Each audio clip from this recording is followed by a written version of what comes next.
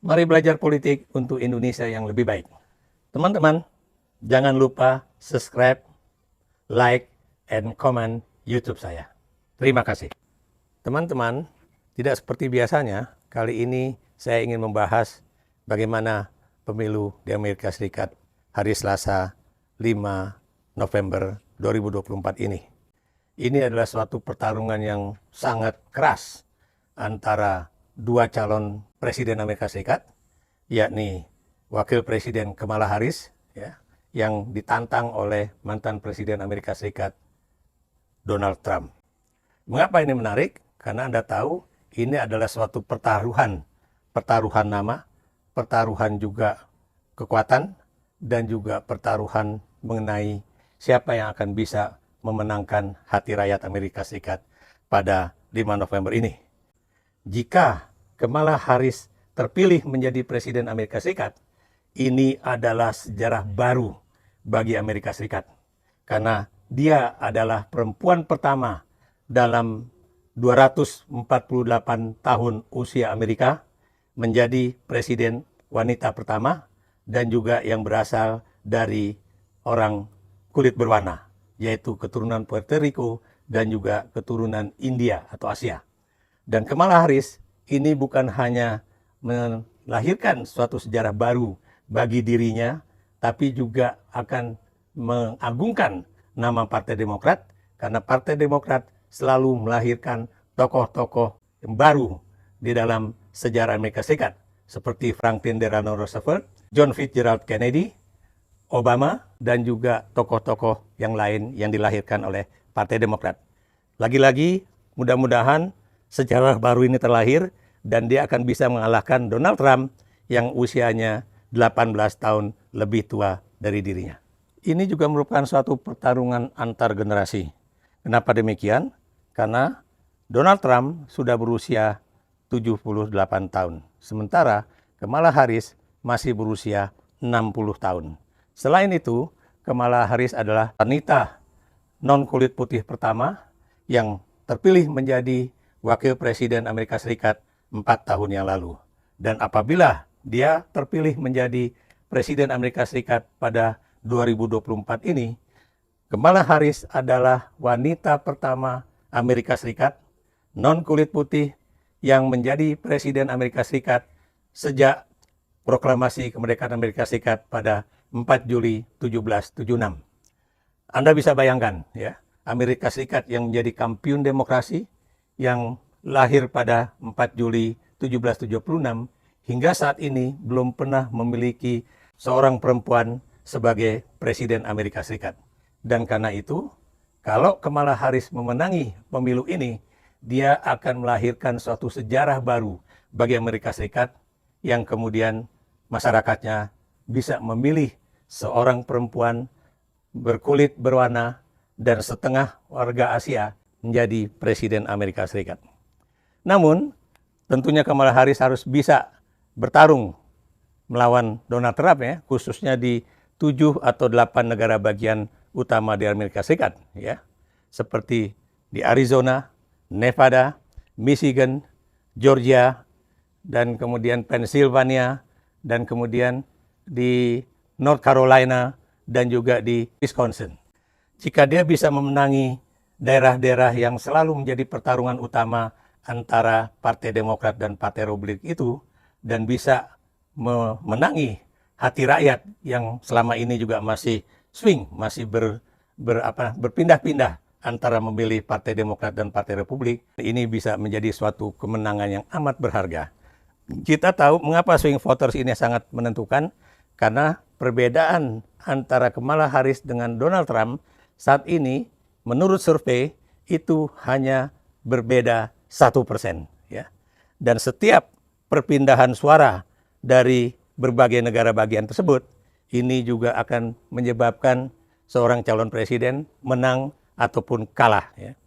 Dan kita juga tahu masing-masing kandidat dan juga tentunya partainya dan juga mereka yang menjadi sukarelawan dari partainya terus-menerus berusaha untuk bisa menentukan isu-isu apa saja yang harus dikeluarkan. Dan sekali seorang misalnya presiden ataupun calon presiden ataupun pendukungnya membuat satu pernyataan politik yang salah, ini tentunya akan berakibat fatal bagi Partai Demokrat ataupun Partai Republik. Dan seperti yang saya katakan tadi, ya, bila Kamala Harris memenangi pemilu presiden pada 2024 ini, dia bukan hanya akan menjadi calon presiden perempuan pertama yang terpilih menjadi presiden Amerika Serikat, tapi dia juga akan masuk ke dalam tokoh-tokoh di Partai Demokrat yang telah memberikan warna sejarah yang boleh dikatakan sangat baik bagi Amerika Serikat. Ya. Saya beri contoh misalnya, tokoh mana saja yang pernah mengharumkan nama Partai Demokrat. Yang pertama adalah Franklin Delano Roosevelt, ya, yang kemudian menjadi presiden ke-32, yang kemudian dia mampu mengubah Amerika Serikat yang tadinya terkena depresi ekonomi yang sangat besar, kemudian menjadi sebuah negara yang bangkit ekonominya, bangkit rakyatnya, bangkit pengusahanya, dan kemudian menjadikan negara Amerika Serikat boleh dikatakan survive di dalam menangani masalah depresi yang besar di Amerika Serikat, ya, dari 1929 sampai 1941. Dan kita tahu kenapa saya sebut Franklin Delano Roosevelt ini adalah Presiden Amerika Serikat yang sangat historis, karena Roosevelt adalah satu-satunya Presiden Amerika Serikat yang bisa terpilih 4 kali di dalam pemilihan umum di Amerika Serikat, pemilihan presiden di Amerika Serikat. Padahal kita tahu undang-undang Amerika Serikat hanya membatasi seorang presiden itu hanya bisa berkuasa dua kali masa jabatan. Ya. Dan mengapa juga kemudian Roosevelt itu bisa dipilih lagi oleh rakyatnya? Karena dia benar-benar orang yang dicintai oleh rakyatnya, karena rakyat merasa terbantu dengan program-program ekonomi Franklin Delano Roosevelt pada saat itu, yang disebut dengan New Deal, ya. Dan kemudian juga rakyat bisa hidup dan kemudian memiliki harga diri, dan kemudian anak-anaknya juga bisa kuliah, dan kesejahteraan, keadilan itu boleh dikatakan dinikmati oleh rakyat Amerika. Dan walaupun pada saat itu Roosevelt sudah berada di atas kursi roda, namun rakyat masih memilihnya. Dan beliau meninggal pada masa kepresidenan dia yang keempat, ya, pada saat Amerika Serikat sudah masuk ke dalam Perang Dunia Kedua. Lalu Presiden Amerika Serikat mana lagi yang kemudian mendapatkan nama yang begitu harum di mata Amerika Serikat dan juga masuk ke dalam sejarah dunia yang cukup mengagumkan? Adalah Kennedy, ya. John Fitzgerald Kennedy. Dia adalah orang Katolik pertama, ya, yang terpilih menjadi Presiden Amerika Serikat dengan usia yang masih sangat muda. Dan Anda tahu, Kennedy menghadapi suatu persoalan yang sangat besar pada saat itu, yaitu bagaimana menghadapi kebijakan Uni Soviet di bawah Khrushchev, ya, yang saat itu sedang memasang peluru-peluru kendali nuklir di Kuba, ya. Dan ini yang kemudian terkenal dengan the Cuban Missile Crisis, ya, atau krisis misil Kuba di Teluk Babi di Kuba, ya. Dia melakukan suatu kebijakan yang sangat keras terhadap Uni Soviet, yaitu agar Uni Soviet mencabut semua misal-misal atau peluru kendali yang ditujukan kepada Amerika Serikat, dan juga memaksa Uni Soviet untuk menarik Ilyushin-28 dari Kuba. Dan tekanan dari Kennedy terhadap Khrushchev itu berhasil. Dan ini yang kemudian seorang ilmuwan politik hubungan internasional Amerika Serikat, yaitu Graham T. Allison, ya, melahirkan suatu teori yang awalnya merupakan suatu model, yaitu essence of decisions, atau esensi dari suatu kebijakan, ya, yang membahas mengenai the Cuban Missile Crisis. Dia melahirkan suatu model yang pertama disebut sebagai State as Rational Actor, yang kemudian melahirkan satu kebijakan yang kemudian didukung oleh semua rakyatnya, ya. Yang kedua, bahwa yang namanya kebijakan luar negeri itu bukan State as Rational Actor, tapi organizational behavior, atau tingkah laku dari organisasi, yaitu antara sebagai contoh, ya, Departemen Luar Negeri Amerika Serikat, Departemen Pertahanan Amerika Serikat, dan juga departemen-departemen lainnya yang saling beradu argumentasi dan melahirkan suatu kebijakan politik luar negeri. Dan yang ketiga, itu adalah birokratik politik ya, model ya. Ini adalah bahwa ini juga bukan suatu state as rational actor, bukan suatu organizational behavior, tapi ini adalah suatu pertaruhan pandangan dan juga koalisi di antara birokratik politik di Amerika Serikat ya. Ini atau disebut dengan bureaucratic politics model ya. Dan apa yang dilahirkan oleh Graham Allison pada 1969 itu, ini menjadi suatu buku teori hubungan internasional yang banyak dipelajari oleh mahasiswa hubungan internasional di berbagai negara, khususnya dalam pengambilan keputusan politik luar negeri di masa krisis. Dan pandangan-pandangan Allison itu diperbaiki kembali di dalam bukunya Essence of Decisions ya, penjelasan mengenai the Cuban Missile Crisis pada edisi yang kedua pada 2017 ya, yang kemudian melahirkan berbagai perbaikan-perbaikan di dalam buku teori hubungan internasional tersebut ya. Dari yang awalnya merupakan suatu model pengambilan keputusan, kemudian lahir menjadi teori pengambilan keputusan. Partai Demokrat juga melahirkan tokoh yang historical, tokoh yang boleh dikatakan mendunia, masuk dalam sejarah dunia. Siapa dia? Dia adalah Obama ya.